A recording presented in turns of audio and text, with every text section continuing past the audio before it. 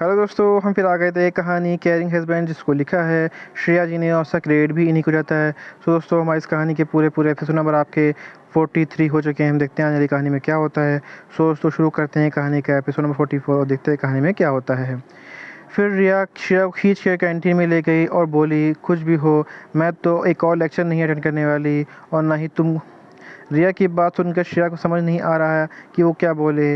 वो ये lecture attend करना चाहती थी पर रिया को उदास भी नहीं देख सकती थी, इसलिए उसने बोला ठीक है। ये सुनकर रिया खुश हो गई। उसने जल्दी से श्रेया को गले लगा लिया। रिया को खुद को यूं गले लगाते देख श्रेया डर गई और जल्दी से रिया से दूर हो गई। श्रेया का यूं बिहेव करना रिया को अजीब लगा पर उसने इस बात पर ज़्यादा ध्यान नहीं दिया। फिर रिया और श्रेया ने अपना अपना खाना ऑर्डर किया। दोनों ने अपने लिए सैंडविच ऑर्डर किया था।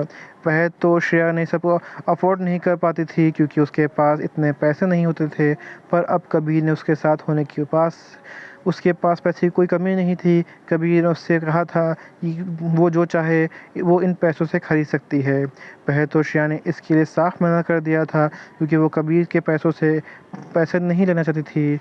फिर कबीर ने उसे समझाया कि वो उसकी बीवी ही है और उसका जो है वो उसका भी है, और वैसे भी वो इतनी मेहनत किसके लिए करता है। अगर उसकी बीवी उसे खर्च ही नहीं करेगी तो उसे कमाने की ज़रूरत ही क्या है।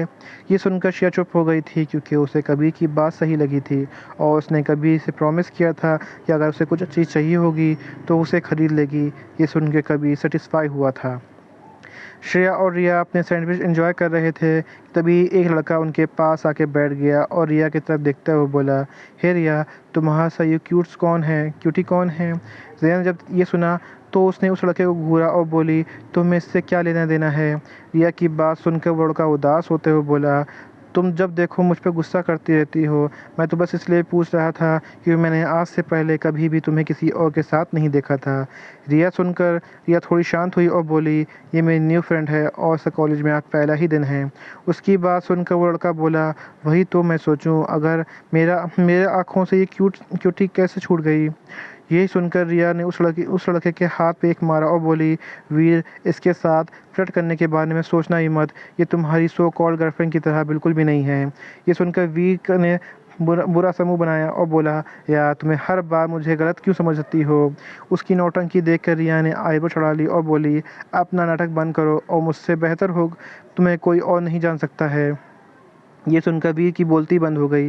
वीर एक बहुत अमीर परिवार से आता था और वो एक प्ले बॉय था। वो जब भी किसी खूबसूरत लड़की को देखता तो उसके साथ फ्लर्ट करने लगता था। लड़कियां भी उसके पीछे पागल थीं क्योंकि एक वो दिखने में चॉकलेट बॉय था, दूसरा वो बहुत अमीर था, इसलिए हर कोई उसकी गर्लफ्रेंड बनना चाहती थी। वो जब भी किसी के साथ फ्लर्ट करता था तो लड़कियाँ पागल हो जाया करती थीं और उसे तुरंत हाँ कर देती थीं।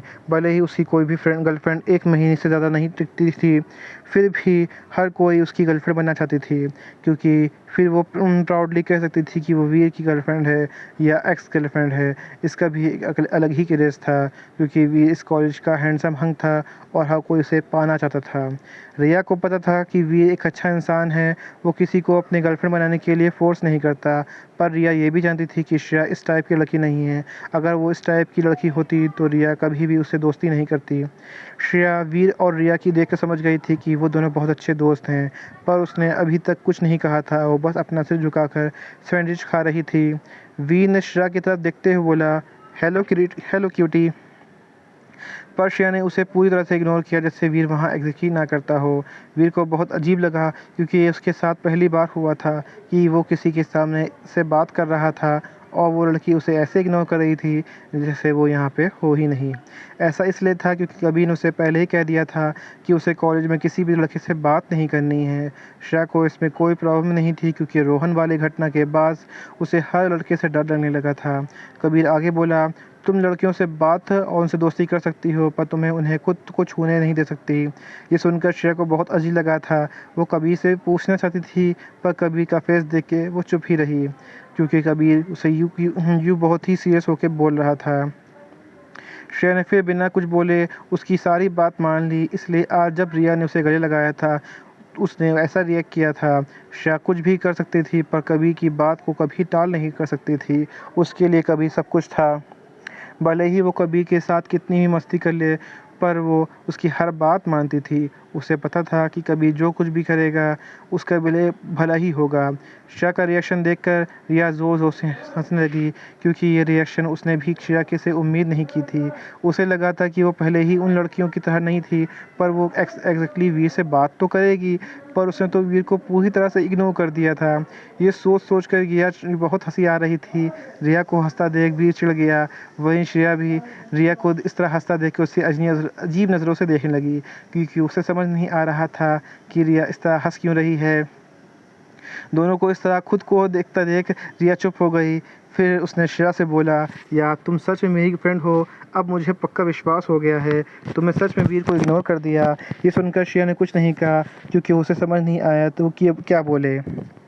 वहीं वीर बोला, इसमें इतनी हंसने की क्या ज़रूरत है, ठीक है अगर उसने मुझे इग्नोर किया कोई बात नहीं, वैसे भी ये क्यूट है, इसका इतना तो हक बनता है।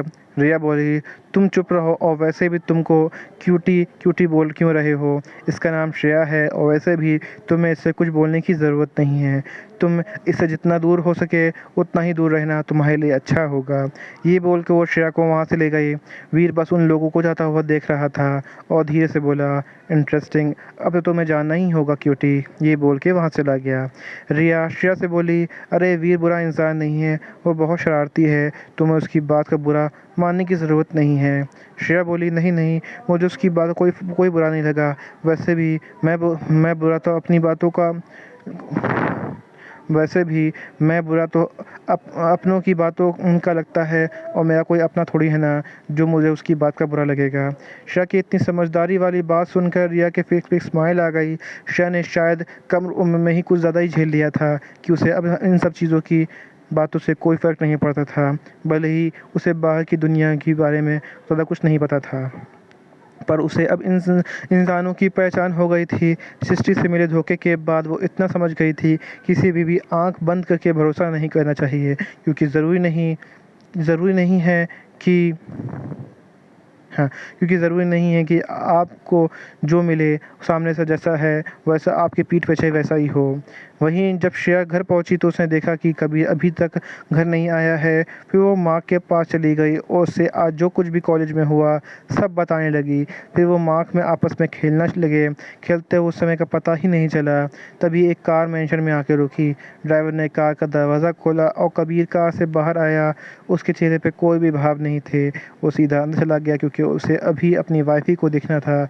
जैसे ही कबीर अंदर आया, सामने का नज़ारा देख के कबीर की आंखें लाल हो गईं। उसने कस के अपनी मुट्ठियाँ बींच ली, जैसे वो अपने गुस्से को कंट्रोल करने की कोशिश कर रहा है। यहीं पे कहानी का एपिसोड नंबर आपका 44 कंप्लीट होता है। तो दोस्तों, आपको एपिसोड 44 कैसा लगा हमें कमेंट करके ज़रूर बताइएगा। कहानी कोई ऐसा अंश, ऐसा भाग जो आपको समझ में ना आया हो, आपको अटपटा लगा हो, तो भी हमें कमेंट करके ज़रूर बताइएगा। कहानी अच्छी लगी तो उसको लाइक कीजिएगा, शेयर कीजिएगा, चैनल को सब्सक्राइब करिएगा, ताकि आपको हमारी आने वाली अगली वीडियो अब तक आसानी से पहुँच सके। तो दोस्तों, हम फिर मिलेंगे एक नई वीडियो के साथ, एक नए एपिसोड के साथ। तब तक के लिए मुझे इजाज़त दीजिए। धन्यवाद दोस्तों।